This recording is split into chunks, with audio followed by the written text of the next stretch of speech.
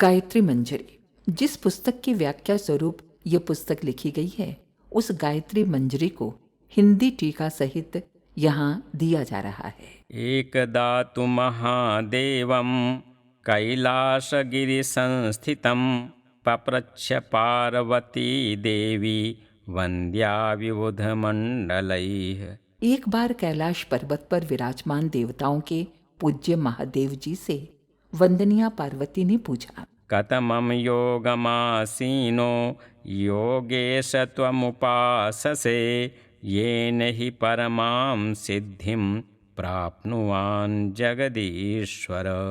हे संसार के स्वामी योगेश्वर महादेव, आप किसके योग की उपासना करते हैं जिससे आप परम सिद्धि को प्राप्त हुए हैं?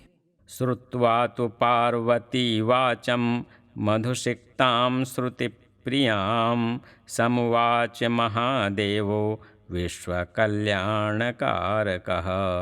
पार्वती की कर्णप्रिय एवं मधुर वाणी को सुनकर विश्व का कल्याण करने वाले महादेव जी बोले, महद्रहस्यं तद्गुप्तं यत्तु पृष्टं त्वया प्रिये तथापि कथयिष्यामि स्नेहात् तत्त्वामहं समम्। हे पार्वती, तुमने बहुत ही गुप्त और गूढ़ रहस्य के विषय को पूछा है, फिर भी स्नेह के कारण वो सारा रहस्य मैं तुमसे कहूँगा। गायत्री वेदमातास्ति साध्या शक्तिर्मता भुवि जगतां जननी चैव तामुपासेऽहमेव हि। गायत्री वेद माता है, पृथ्वी पर वो आद्य शक्ति कहलाती है और वही संसार की माता है। मैं उसी की उपासना करता हूँ। यौगिकानां समस्तानां साधनानां तु हे प्रिये गायत्र्येव मता लोके मूलाधारो विदाम्बरैः।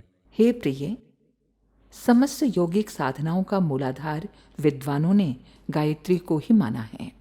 अतिरहस्यमय्येषा गायत्री तु दशभुजा लोकेति राजते पंच धारयन्ति मुखानि तो। 10 भुजाओं वाली अत्यंत रहस्यमयी यह गायत्री संसार में 5 मुखों को धारण करती हुई अत्यंत शोभित होती है। अतिगूढ़ानि संसृत्य वचनानि शिवस्य च अतिसंवृद्ध जिज्ञासा शिवमुचेतु पार्वती। शिव के अत्यंत गूढ़ वचनों को सुनकर अतिशय जिज्ञासा वाली पार्वती ने शिव से पूछा, पंचास्य दश बाहूनां मेतेषां प्राणवल्लभ कृत्वा कृपां कृपालो त्वं किं रहस्यं तु मे वद। हे प्राणवल्लभ, हे कृपालो, कृपा करके इस 5 मुख और 10 भुजाओं का रहस्य मुझे बतलाइए। श्रुत्वा त्वेतन्महादेवः पार्वती वचनं मृदु तस्याः शङ्कामपाकुर्वन् प्रत्युवाच निजां प्रियाम्। पार्वती के इन कोमल वचनों को सुनकर महादेव जी पार्वती की शंका का समाधान करते हुए बोले, गायत्र्यास्तु महाशक्तिर्विद्यते या हि भूतले अनन्यभावतो ह्यस्मिन् नोतप्रोतोऽस्ति चात्मनि। पृथ्वी पर गायत्री की जो महान शक्ति है, वो इस आत्मा में अनंत भाव से ओतप्रोत हो रही है। बिभर्ति पंचावरणान् जीवः कोशास्तु ते मताः मुखानि पंच गायत्र्यास्तानेव वेद पार्वती। जीव 5 आवरणों को धारण करता है, वे ही कोश कहलाते हैं। हे पार्वती, उन्हीं को गायत्री के 5 मुख कहते हैं। विज्ञानमयन्नामय प्राणमय मनोमयाः तथानन्दमयश्चैव पंचकोशाः प्रकीर्तिताः। अन्नमय, प्राणमय, मनोमय, विज्ञानमय और आनंदमय, ये 5 कोश कहलाते हैं। येष्वेव कोशकोशेषु ह्यनन्ता रिद्धिसिद्धयः गुप्ता आसाद्य या जीवो धन्यत्वमधिगच्छति। इन्हीं कोश रूपी भंडारों में अनंत वृद्धि सिद्धियां छिपी हुई हैं जिन्हें पाकर जीव धन्य हो जाता है। यस्तु योगीश्वरो हेतान् पंचकोशान्नुवेधते स भवसागरं तीर्त्वा बंधनेभ्यो विमुच्यते। जो योगी इन 5 कोशों को बेधता है वो भव सागर को पार कर बंधनों से छूट जाता है। गुप्तं रहस्यमेतेषां कोशाणां योऽवगच्छति परमां गतिमाप्नोति स एव नात्र संशयः। जो इन कोशों के गुप्त रहस्य को जानता है वो निश्चय ही परम गति को प्राप्त करता है। लोकानां तु शरीराणि ह्यन्नादेव भवन्ति नु उपत्यकासु स्वास्थ्यं च निर्भरं वर्तते सदा। मनुष्यों के शरीर अन्न से बनते हैं, उपत्यकाओं पर स्वास्थ्य निर्भर करता है। आसनेनोपवासेन तत्त्वशुद्ध्या तपस्यया चैवान्नमयकोशस्य संशुद्धिरभिजायते। आसन, उपवास, तत्व शुद्धि और तपस्या से अन्नमय कोश की शुद्धि होती है। ऐश्वर्यं पुरुषार्थश्च तेजो ओजो यशस्तथा प्राणशक्त्या तु वर्धन्ते लोकानामित्यसंशयम्। प्राण शक्ति से मनुष्य का ऐश्वर्य, पुरुषार्थ, तेज, ओज एवं यश निश्चय ही बढ़ते हैं। पंचभिस्तु महाप्राणैर्लघुप्राणैश्च पंचभिः एतैः प्राणमयः कोशो जातो दशभिरुत्तमः। 5 महाप्राण और 5 लघु प्राण, इन 10 से उत्तम प्राणमय कोश बना है। बंधेन मुद्रया चैव प्राणायामेन चैव हि एष प्राणमयः कोशो यतमानं तु सिद्ध्यति।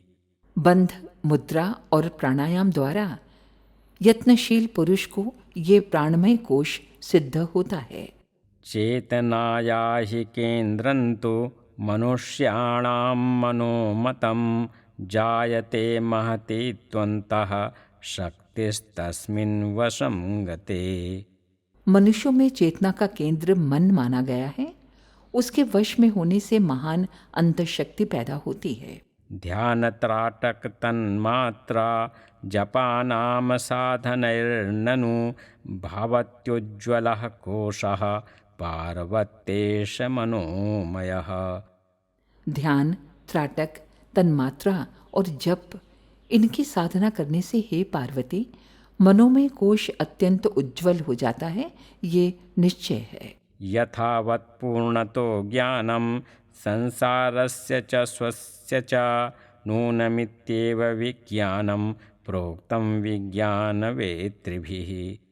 संसार का और अपना ठीक ठीक और पूरा पूरा ज्ञान होने को ही विज्ञान वेत्ताओं ने विज्ञान कहा है। साधना सोहमित्येषा तथावात्मानुभूतयः स्वराणां संयमश्चैव ग्रन्थिभेदस्तथैव च येषां संसिद्धिभिर्नूनं यतमानस्य ह्यात्मनि नु विज्ञानमयः कोशः प्रिये याति प्रबुद्धताम्। सोहम की साधना, आत्मानुभूति, स्वरों का संयम और ग्रंथि भेद, इनकी सिद्धि से यत्नशील की आत्मा में हे प्रिय विज्ञान में कोश प्रबुद्ध होता है। आनंदावरणोन्नत्यात्यंत शांति प्रदायिका तुरीयावस्थितिर्लोके साधकं त्वधिगच्छति। आनंद आवरण की उन्नति से अत्यंत शांति को देने वाली तुरीयावस्था साधक को संसार में प्राप्त होती है।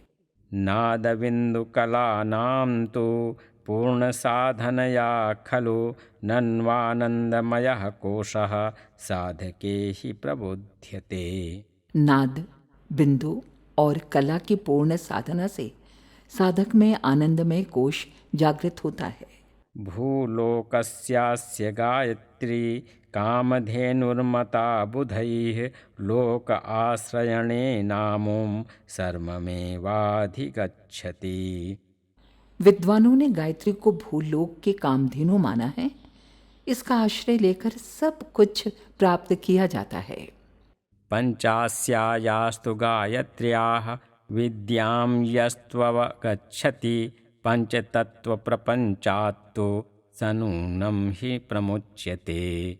5 मुख वाली गायत्री विद्या को जो जानता है वो निश्चय ही पंच तत्वों के प्रपंच से छूट जाता है। दशभुजास्तु गायत्र्याः प्रसिद्धा भुवनेषु याः पञ्चशूलमहाशूलान् एताः संकेतयन्ति।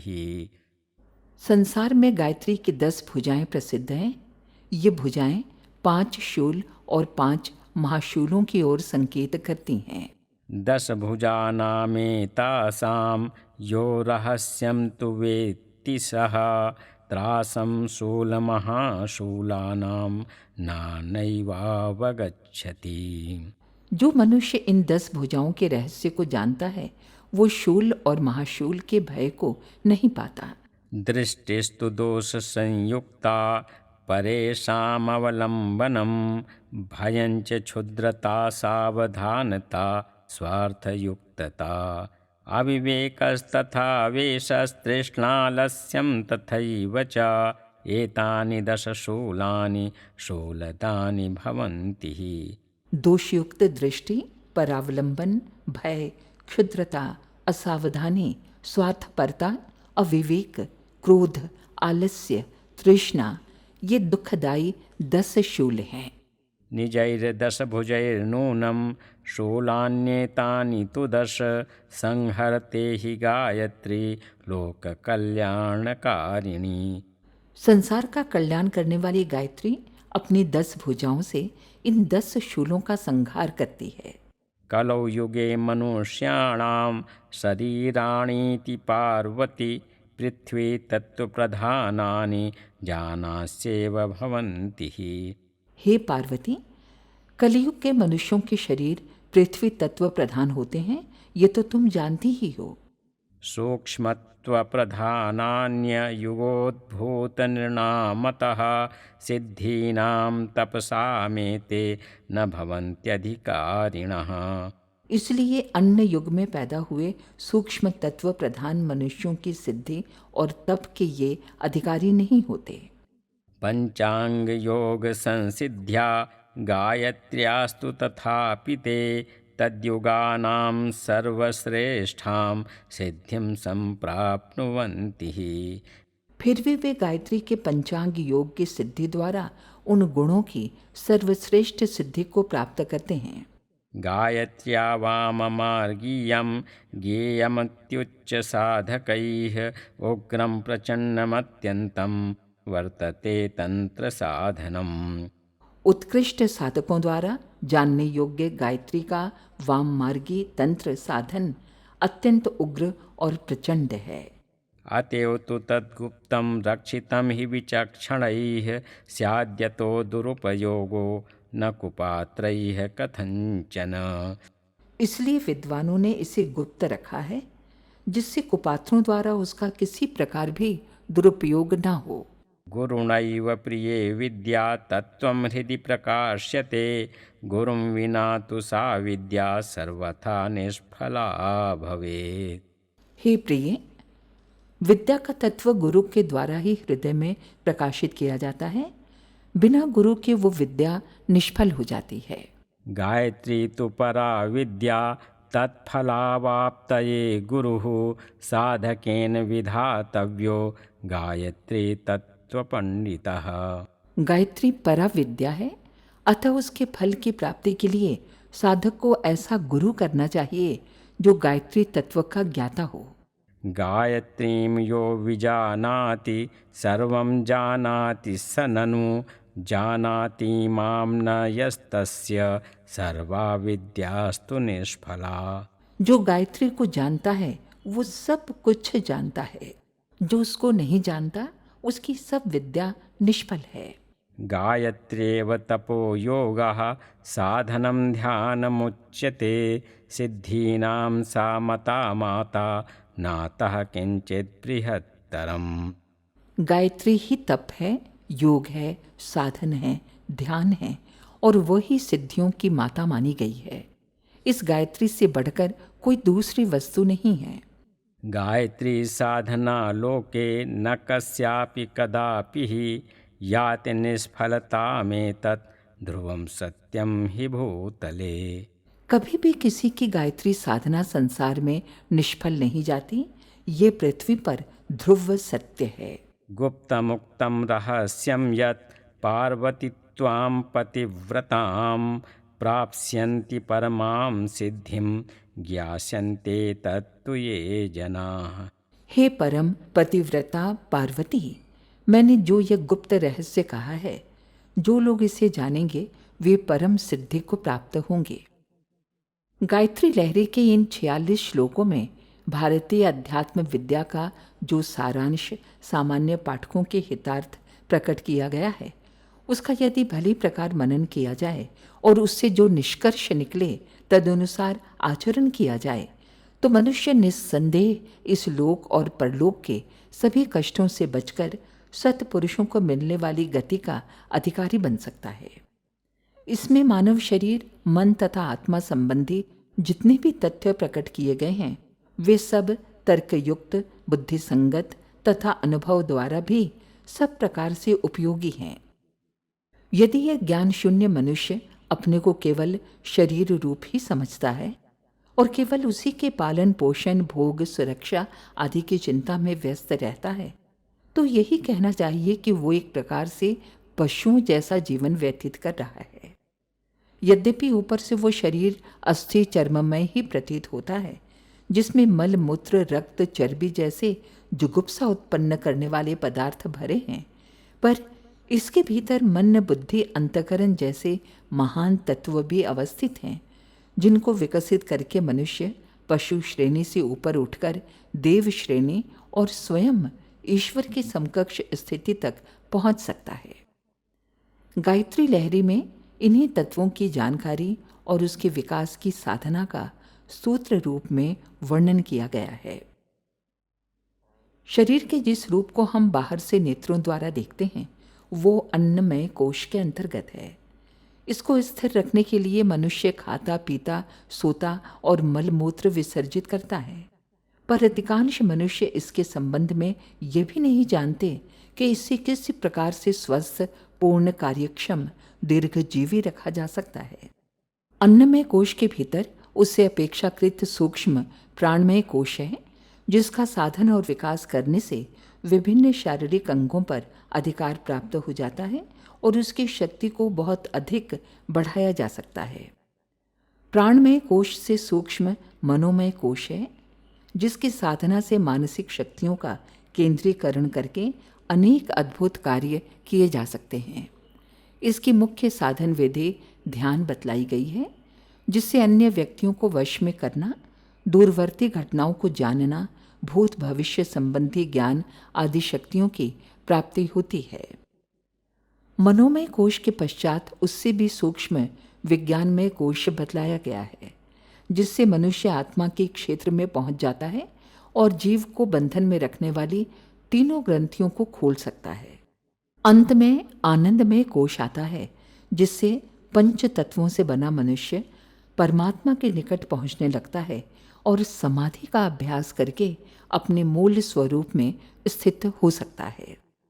इस प्रकार गायत्री मंजरी के थोड़े से श्लोकों में ही योग शास्त्र का अत्यंत गंभीर ज्ञान सूत्र रूप से बता दिया गया है। इसे गायत्री योग के छिपे हुए रत्न भंडार की चाबी कहा जा सकता है। इसके एक एक श्लोक की विस्तृत व्याख्या की जाए तो उस पर विस्तृत प्रकाश पड़ सकता है।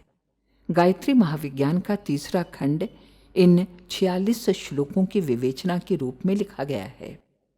इससे अधिक प्रकाश प्राप्त करके योग मार्ग के पथिक अपना मार्ग सरल कर सकते हैं। हमारे YouTube चैनल शांति कुंज वीडियो गायत्री परिवार को सब्सक्राइब करें एवं बेल आइकन जरूर दबाएं, ताकि गायत्री परिवार की विभिन्न गतिविधियों की जानकारी आपको मिलती रहे।